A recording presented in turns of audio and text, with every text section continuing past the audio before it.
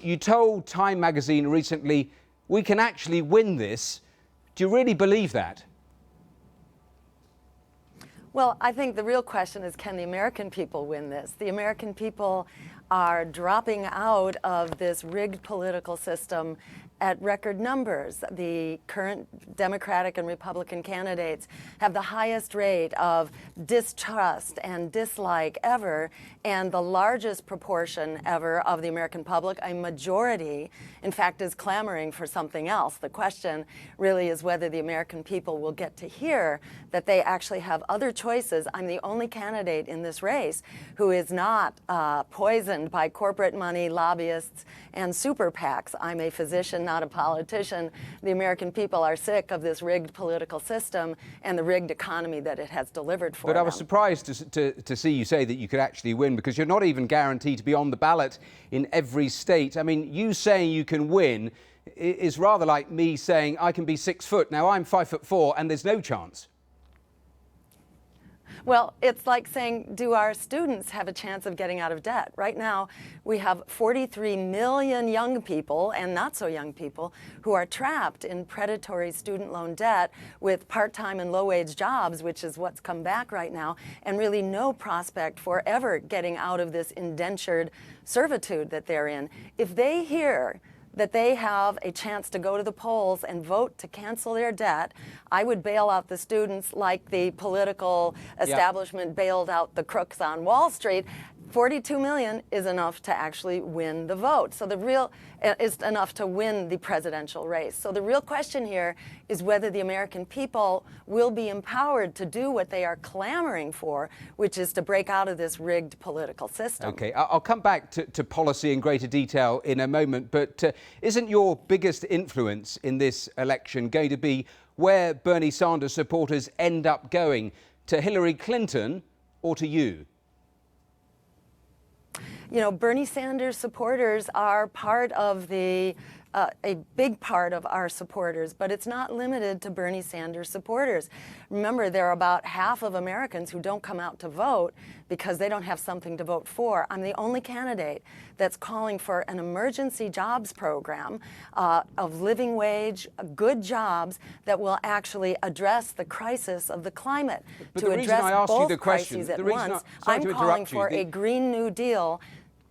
The reason I interrupt you, and apologies for that, the reason for that question is you clearly are hoping to benefit from Bernie Sanders supporters coming to you. Are you comfortable in the knowledge that if that happens in great numbers, you could end up putting Donald Trump into the White House?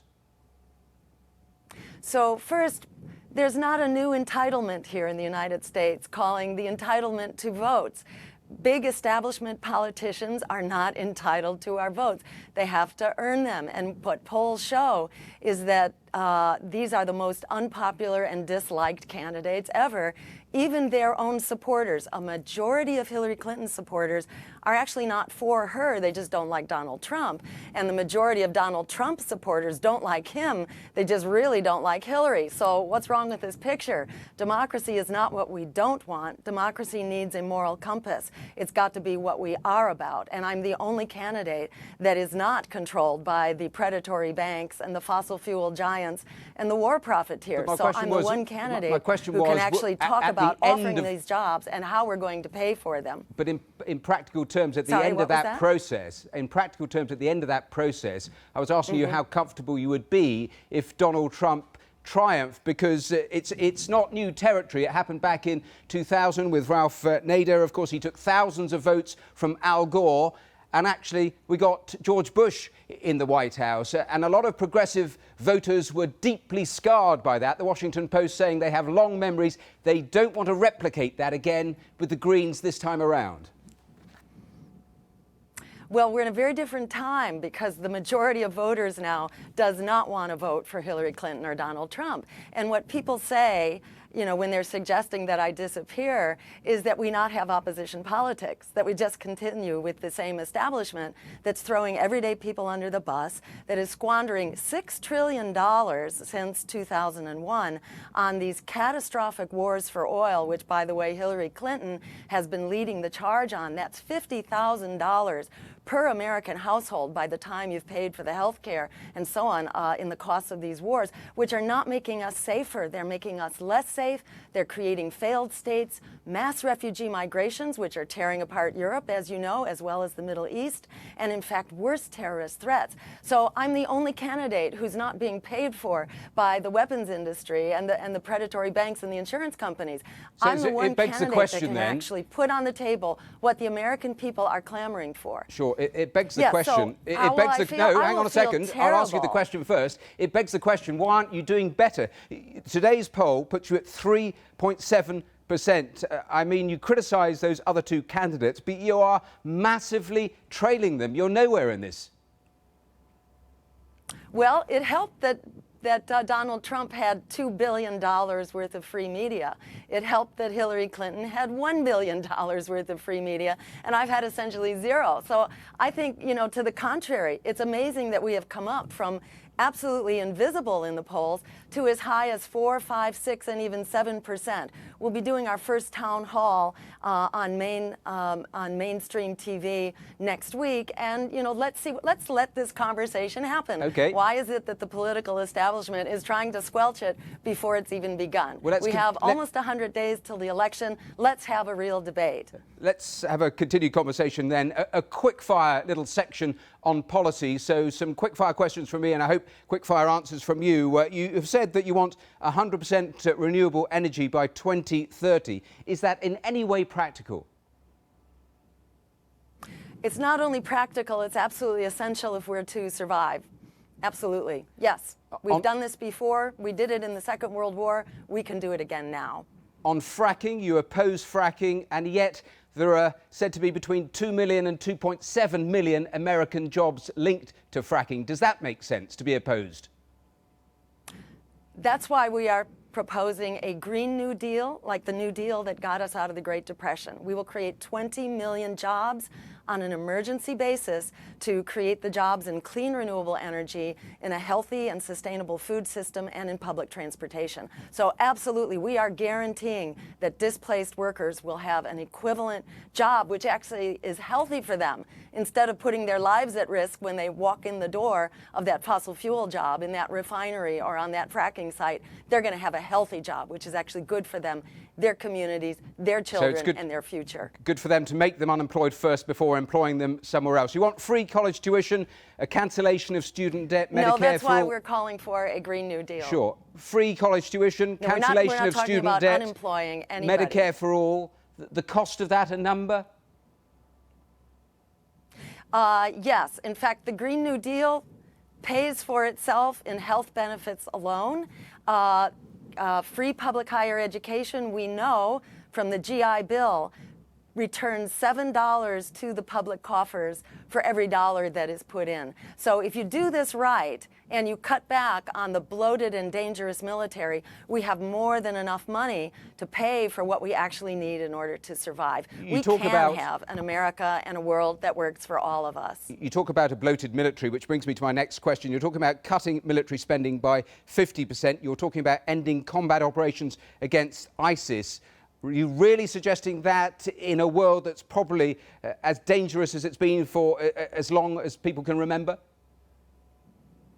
Well, we have a 15-year track record now for this policy of bombing and shooting against terrorism. And what it does is create worse terrorist threats. ISIS came out of the catastrophe of both Libya and Iraq. So let's actually look at the track record. What we need to do, in fact, is to impose a weapons embargo on the area. And the U.S. can lead the way because we are supplying the majority of arms to all sides, in fact. We need to absolutely put a wet blanket on the Middle East instead of applying a flamethrower, which is what we have been doing. We need a weapons embargo, and we need to put a freeze on the bank accounts of those countries that are continuing to fund terrorist enterprises. Okay. According to Hillary Clinton and a leaked State Department memo, that's particularly Saudi Arabia. you have no experience. That's another of the major criticisms. How do you address that? Actually, I have lots of the right kind of experience. I have experience working with the social movements, with grassroots groups, in order to change legislation and regulation. Everything from cleaning up our coal plants here in Massachusetts, to shutting down polluting incinerators, to changing laws and regulations that impact our health. So what I don't have is the experience taking money in a corrupt system through the back doors and doing favors for Wall Street and the health insurance companies. But I have exactly the kind of experience that we need in order to move forward with a transformative agenda for people, planet, and peace over profit. You've been scathing about the other two main candidates. You call Hillary Clinton a warmonger, you call Trump a bigot, but how do you plan to combat them over the coming months, given that you're practically getting no primetime airtime there in America? And that is exactly the question. There's a big campaign now to open up the debates, to actually make the debates an institution that serves the American public. Right now, the debates are controlled by, guess who? The Democratic and Republican parties. But there are rules. You know, they talk about 15%, and you're nowhere near 15%. Corporation. Well, there's a movement actually to challenge that 15% as a strategy whereby the political establishment silence opposition.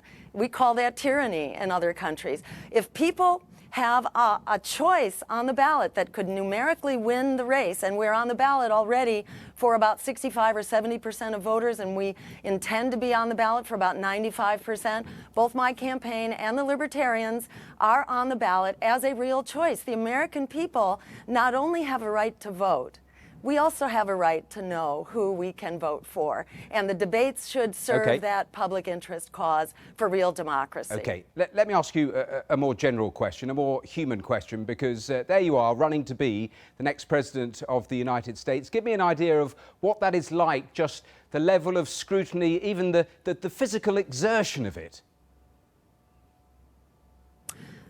It's you know, it's a 22-hour-a-day job. It's, in my view, it's a wonderful opportunity. You know, I'm a medical doctor, and I came to see that if we're going to fix the things that are literally killing us, you know, we have to address our sick political system above all. And I began this process really about 15 years ago when I was recruited to start running for office by the Green Party, which, lo and behold, I didn't know anything about. It was actually a party that was advancing the same agenda that I was for, you know, for people, for an environment, for jobs, for an economy that works for all of us. So, you know, since I've begun this, you know, to me it's a really wonderful, exciting, and very healing process by which we get to have a real conversation through the Green Party, because we're not funded, you know, by the you've made that usual, point. You've made that point several times. I mean, this campaign, I said it in the introduction, it's been the ugliest, the nastiest, the most divisive that many people can remember. How uncomfortable is America in 2016, do you think?